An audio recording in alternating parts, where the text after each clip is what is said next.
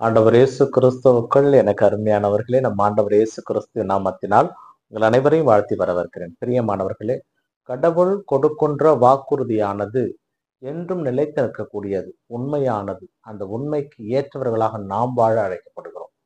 கிறிஸ்து இயேசுவின் மிகவும் பிரியமானவர்களே, புதுக்காலம் 12வது வாரத்தில் வருகின்ற சனிக்கிழமை எல்லாம் என்று இருக்கிறோம். இன்றைய வாசக சிந்தனைக்காக நமக்கு கொடுக்கப்பட்டிருப்பது முதல் வாசகமாக தொடக்க நூலில் இருந்தும் நற்செய்தி வாசகமாக மத்தேயு நற்செய்தியிலிருந்து நமக்கு செய்தி கொடுக்கப்பட்டிருக்கிறது.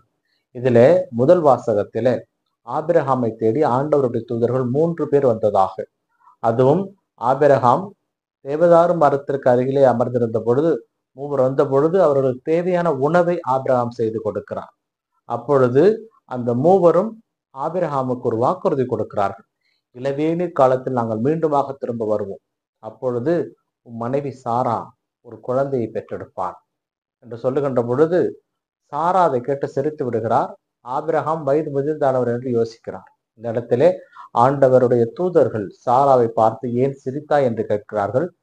சாரா இல்லவே இல்லை என்று சொல்கிறார் என்று முதல் வாசகத்தோடு முடிகிறது. இதிலே இந்த நிகழ்வு நமக்கு சொல்லுகின்ற செய்தி என்னவென்றால், ஆண்டவர் ஒரு வாக்குறுதியை கொடுக்கிறார் என்றால் அது கட்டாயமாக நடக்கும். ஏனென்றால் நடக்க போவதை தான் ஆண்டவர் சொல்லுவார்.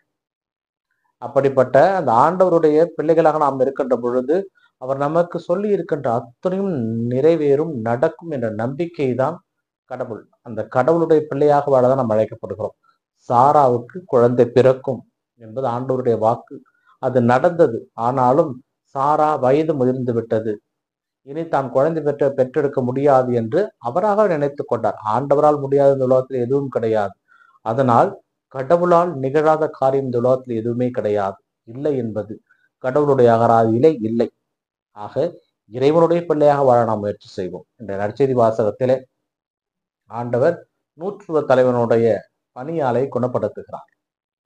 இங்கே இயேசு கிறிஸ்து இங்கு ஒரு வாக்குறுதி கொடுக்கிறார், நீ போ, நான் வருகிறேன் என்று. ஆனால் அதற்கு அந்த 100 தலைவன் சொல்லுகிறான், நீர் என் வீட்டிற்குள் அடியெடுத்து வைக்க நான் தகுதியற்றவன் என்று. ஆனால் அவருடைய நம்பிக்கையை பார்த்து இயேசு கிறிஸ்து நீ நினைத்தவாறே நிகழும், சென்று வா என்று சொல்லுகிறார். இங்கே 2 நிகழ்வு நமக்கு சொல்லுகின்ற செய்தி என்னவென்றால், நம்ப வேண்டும். எண்ணி துணிக கருமம், துணிந்த பெண் எண்ணுவோம் என்பது இழக்கு என்று வள்ளுவர் சொல்வார். அதுபோலதான் கடவுளை நாம் நம்பிவிட்டோம் என்றால் நாம் நினைப்பதற்கு மேலாகவே அவர் நமக்கு செய்ய காத்து கொண்டிருக்கிறார். ஏனென்றால் நம்பிக்கை தான் கடவுள். அந்த நம்பிக்கை தான் நம்மை கடவுளிடம் கொண்டு போய் சேர்க்கும். அந்த நம்பிக்கை தான் கடவுளாகவே நம்மை மாற்றும். அதனால் முடிந்தவரை அந்த அன்பிலே நாம் நிலைத்திருக்க முயற்சி செய்வோம். இல்லை என்று ஏழை ஒருவன் காத்திருக்கின்ற பொழுது கையில் இருப்பதை நாம் கொடுக்கின்ற பொழுது அவன் கண்ணுக்கு நாம் கடவுளாக தெரிவோம்.